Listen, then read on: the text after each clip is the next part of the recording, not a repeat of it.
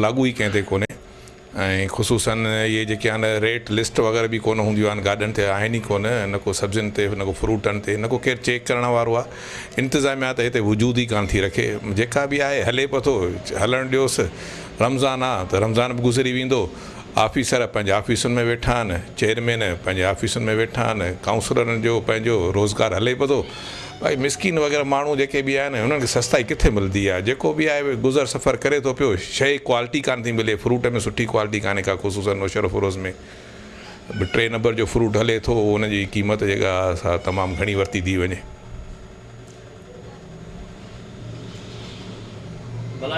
main थी विया आहिनि उहे चवनि था असांजी हले कान थी असांजी केरु ॿुधे कोन थो हाणे बि केरु हलंदनि कान ॿुधंदनि कोन त अॻिते छा कंदा मक़सदु आहे हिन खे कुझु करिणो ई कोन्हे को हिननि खे रोज़ी करणी आहे हिते असां वटि जेको स्लाटर हाउस आहे उहो हुन जी तव्हां पोज़ीशन ते ॾिसो वञी त हुते स्लाटर हाउस ते अॼु ॾींहं ताईं केॾी महिल को कोर्स ई न थींदो आहे हिते गैर क़ानूनी तौरु कोर्स कंदा आहिनि अलाए किथां करे ईंदा आहिनि किथां ठपो लॻाए खणी अची ईंदा आहिनि माण्हुनि खे उहो ॾींदा आहिनि मार्केट जी सूरत हाल तमामु ख़राबु आहे टाउन कमेटी हिन महिल ताईं हुनखे जेको अॻु में ड्राई हुयो ठहियलु हुई ड्राई वरी उनजी जॻह ते ठाही न आहे एस्टेब्लिश ई न करे सघी आहे 50 साल अॻु में जेके पयूं आहिनि शयूं उहे तबाह थी वियूं आहिनि उन्हनि जी रेनोवेशन बि न आहे मेंटेनेंस न आहे सब्ज़ी मार्केट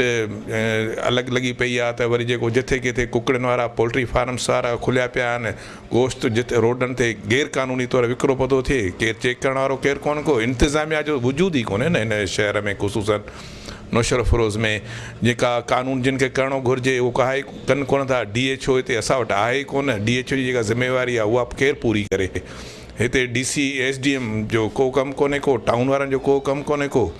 इंतिज़ामिया जेके चेयरमैन चूंडिजी आया आहिनि नवां उहे चवनि था असां छा कयूं असांजी त हले ई कान थी असांजी केरु ॿुधे ई कोन थो ऐं इन सूरत हाल में आवाम त सफ़र कंदो ई न कंदो बसि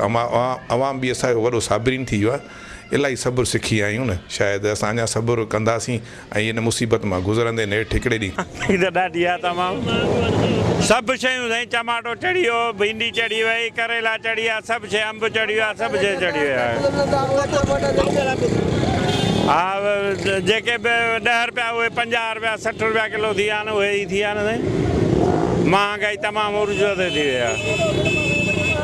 हले पियो तमामु हर शइ महांगी थी वई आहे टमाटा जेके 10 रुपया किलो हुया से 40 रुपया किलो थी विया आहिनि अंब 100 खां सवा लहे कोन थो माना सम्झो त जेका दाल आहे सा बि महांगी हर शइ महांगी थी वई आहे महांगो तमामु चोट चढ़ी आहे हुकूमत खे घुरिजे त तमामु जेको